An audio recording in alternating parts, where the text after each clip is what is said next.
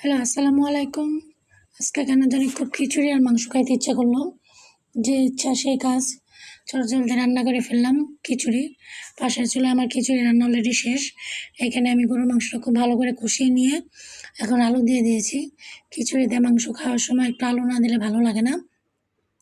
এটা আমি একটু ঝোল করে রান্না করব, যার কারণে একটু আলু দিয়েছি। আলু দিয়ে অনেকক্ষণ কষিয়ে নিয়েছি। এখন পুরো কষানো হয়ে গেছে। পরিমাণ মতন পানি দিয়ে দিলাম। এখন তারপর একটু জিরা গুঁড়া দিয়ে ঢেকে দেবো, যাতে আলুটা সিদ্ধ হয়ে যায় এবং মাংসটা যেটুকু শক্ত আছে সেটুকু সিদ্ধ হয়ে যাবে। এই জন্যে পরিমাণ মতন পানি দিয়ে দিলাম আর খিচুড়ি রান্না করে নিলাম। আজকে অনেক দিন পর খিচুড়ি রান্না করলাম। যদিও আজকে সেরকম বৃষ্টি নাই, তারপর সকাল থেকেই খিচুড়ি খেতে ইচ্ছে করলো, তাই প্রথম থেকে প্রিপারেশন রাখছি যে আজকে গরুর মাংসের খিচুড়ি রান্না করবো। সেই যে সেই কাজ। এখন আমি একটু জিরা গুঁড়া দিয়ে দিলাম। আগেও দিয়েছি, তারপর একটু জিরা গুঁড়া দিলাম। এখন একটু হালকা নেড়ে চেড়ে তারপরে আমি ঢেকে দেবো, যাতে আলুটা সিদ্ধ হয়ে যায়, মাংসটাও সিদ্ধ হয়ে যায়। গরম গরম খিচুড়ি আজকে লাঞ্চে খাবো। সবাই ভালো থাকবেন, সুস্থ থাকবেন।